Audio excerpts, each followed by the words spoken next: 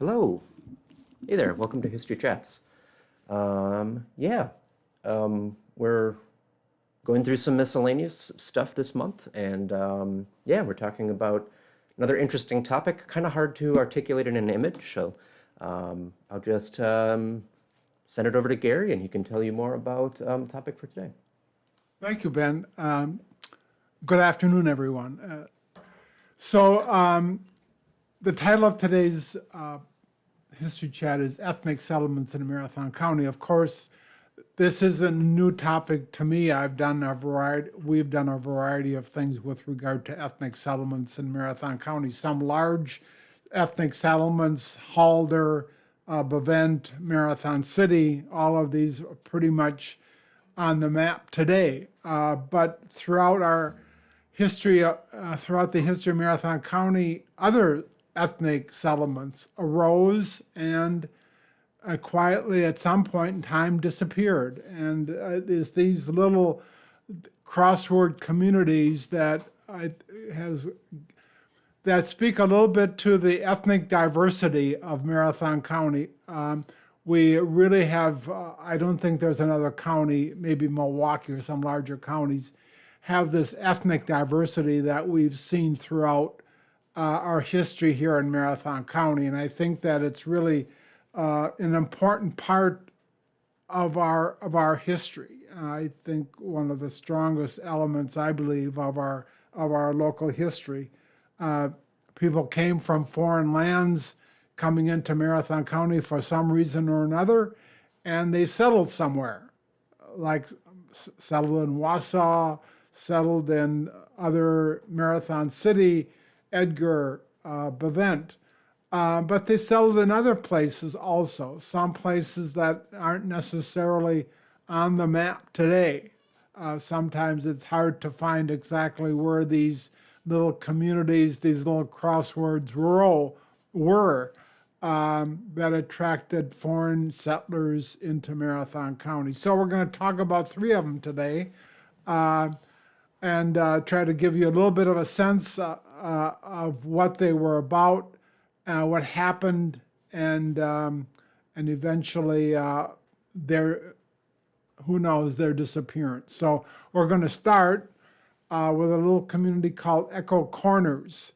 I give you maps. You know, it's in eastern Marathon County. We're going to be settling in on Easton, but here's a map, an ethnic, and if you take a look at the lower left, you'll see Marathon County, and there's that little rose dot. And if you go up to the region, you'll see that to be a little Norwegian community. Of course, we had Norwegians in Wausau and a variety of other places, but up in this corner of Marathon County, and specifically in that corner of the town of Easton, along the Eau Claire River along the Eau Claire River Drive up in that area, we had Echo Corners. And it specifically, here's a map of the Eau Claire River Road. It's a little south of Highway 52 and this little community of Echo Corners. Here it is on this. So as you see, there's nothing, there's a little house, but there's nothing here. The settlement is gone on Eau Claire River Road and Echo Road. But in the day, it was a busy little crossroads. This was the cheese house on one of the corners of that crossroads.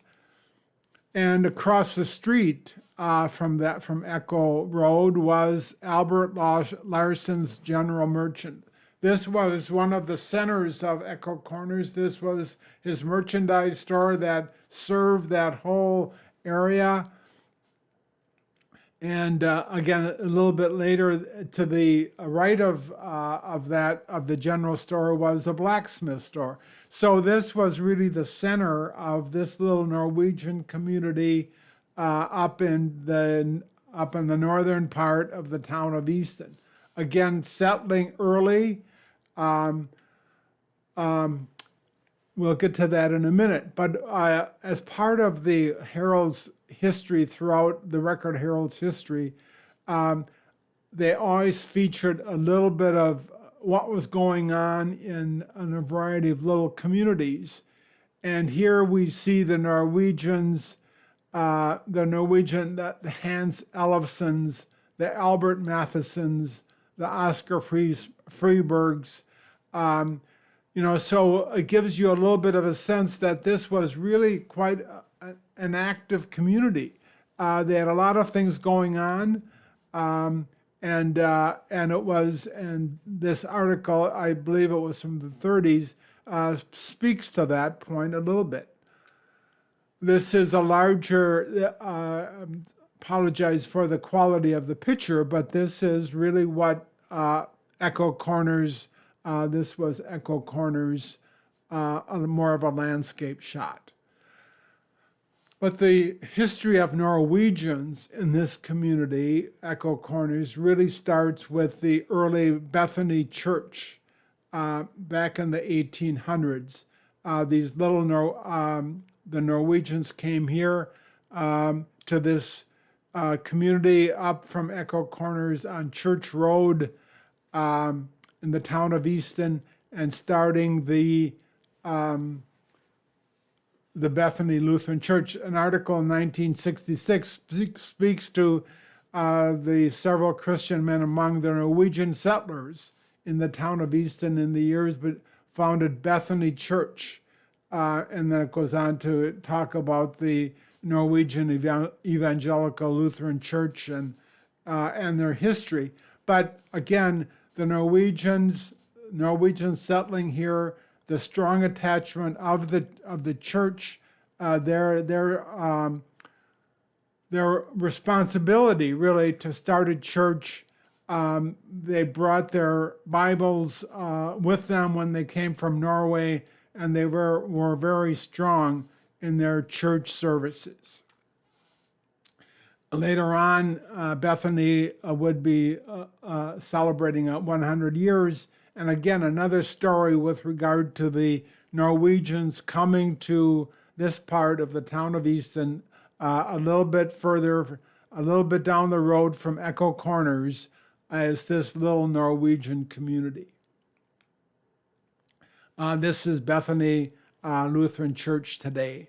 On Church Road, a newer church, but a strong presence of a Norwegian community in that part of the town of Easton.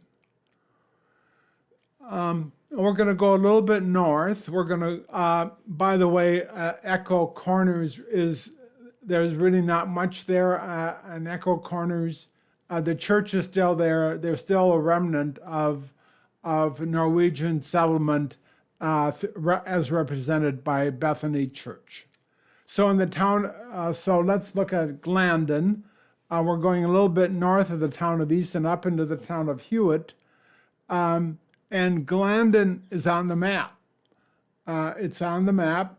Echo Corners is not on the map, but Glandon is here on Highway County Road G up in the town of Hewitt. Again, a strong community at one time. A little article in 1908 relates the fact that the name was changed from Algonquin to now be called Glandon. But what's happening here is the Barker and Stewart Lumber Company is starting to create this little community to serve the hardwoods now that would be cut down in this part of Marathon County. Barker and Stewart, of course, had their large sawmill in the on Barker Stewart Island in the Wisconsin River in downtown Wausau. But now they were exploring this part of Marathon County for the hardwoods, and as a result, a rail line was coming down from up in Lincoln County, Cecil, and then it made its way down to what would become Glandon, and then eventually down to Clinky on the south. Clinky's on Highway 52. But this rail line was coming through this part of Marathon County as a gathering for the lumber that was starting to be harvested in this part of the county. As we can see, a lot of lumber was starting to be gathered. This was the lumber yard in Glandon. You can see the rail lines on your left, and the loads of lumber that was going to be going and heading to Wausau. Again, this little community had a school, the public school here in Glandon. Again, the rail line coming down from Lincoln County, and the workers gathering the lumber to be shipped. And this is downtown Glandon. There were some boarding houses for the workers. Some people were living here and all working part of the Barker Stewart endeavor of lumbering here in downtown Glandon. One of the mysteries of trying to identify an ethnic group, because I always heard that this was really becoming a Swedish community, but I was never able to identify what was really going on. So in the city directory of 1927, Glandon came into being really a little bit later than the rest of the sawmill communities in Marathon County. But I took a look at the people living in Glandon, and then there was this Oscar Franson. So then we found out that Oscar Franson was indeed on the 1930 census. But then if we take a look, I'm sorry, let me back up. Apologize for that. If we take a look at the census, Oscar Franson is there coming from Sweden. But then if we take a look at the parents of a lot of these people living here, I would trust in Glandon, you see a lot of parents, father and mother, coming from Sweden. So it did come to be a little bit of a Swedish community. The Fransons were there, the Johnsons up, the Ericssons all coming from Sweden, but it was really the sons and daughters of Swedish people that were starting to come into Glandon and work for Barker Stewart in the sawmill, in the lumbering industry here. So the next community that I would like to talk a little bit about is Forestville. Another community that's really not on the map today, but if you look in Marathon County, again on your right, you'll see that little dot, that little red dot in eastern Marathon County. Well, what's that all about? Well, that the signal is that that's a little Dutch community, which happens to be out on Highway N. Again, we'll show you where this is. It's in the town of Easton, a little south of Echo Corners. But this is the center of community activity for Forestville. This is their Forestville Reformed Church. And we'll start with that because that, like many communities, the center of their community is their church.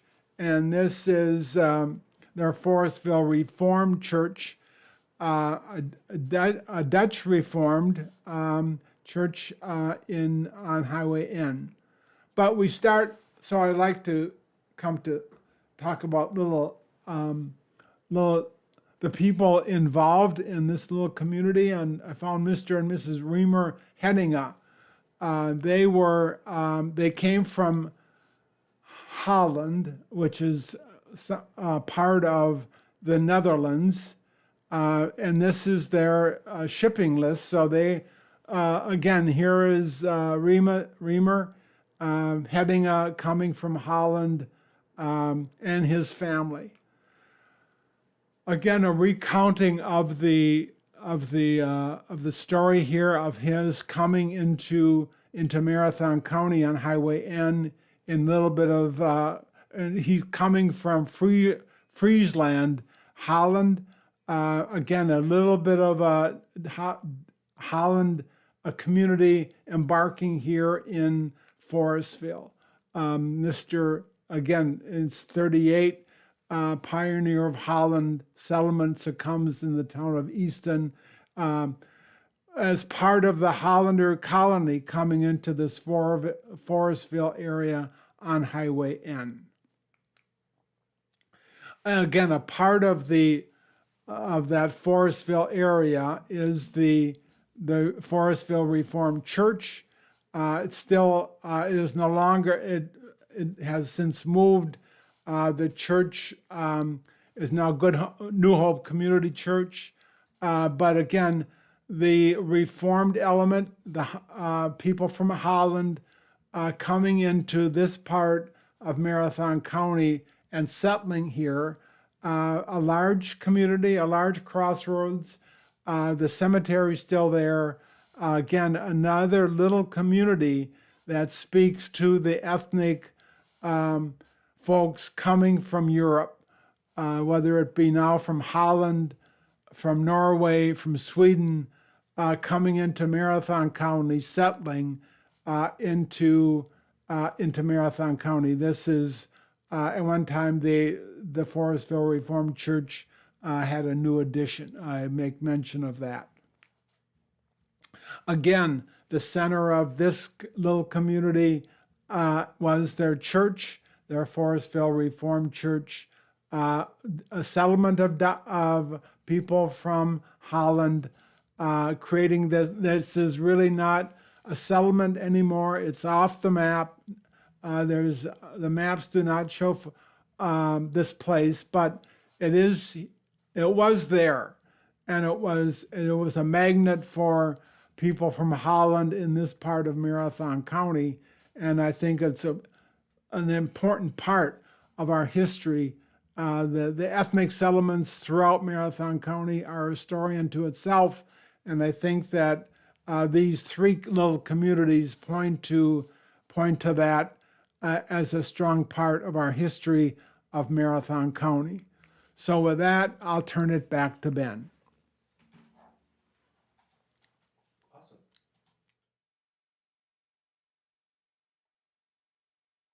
There we go. Yeah, awesome. So a lot of interesting little ethnic enclaves or communities that, we may not know about. It's not just Germans. So that kind of, I guess, wraps up today's program. We're going to be doing, again, if you've not been tuning in recently, we are going to be taking a bit of a hiatus starting next month. So we have hopefully one more program for you next week. I say hopefully, I'm also in the process of putting together our next History Speaks, which is going to be the end of next week on Saturday, which is all about Neil Brown, who is a really interesting guy. Let's see if this is going to work. Yeah, I kind of get the idea here. Yeah, so Neil is a, I'm going to shrink this back right size. Here he goes. Yeah, so about Neil Brown. So it's going to be a great program. This is 2 o'clock this Saturday, coming up next week. So come in for that. Otherwise, yeah, there's going to be one more program this week or next week for History Chats, and then we're going to take a little bit of a break. You know, check our, subscribe or follow us on social media or YouTube, whatever. And that will tell you when we get back and what the plan will be. But in the meantime, we do also have that survey. If you haven't gotten a chance to do that and want to give us some feedback about History Speaks or History Chats, be happy to help that. So I'll maybe throw that in the description here or a comment on the video. But I think that's probably good for today. So thanks for watching. We will see you next time for some more History Chats.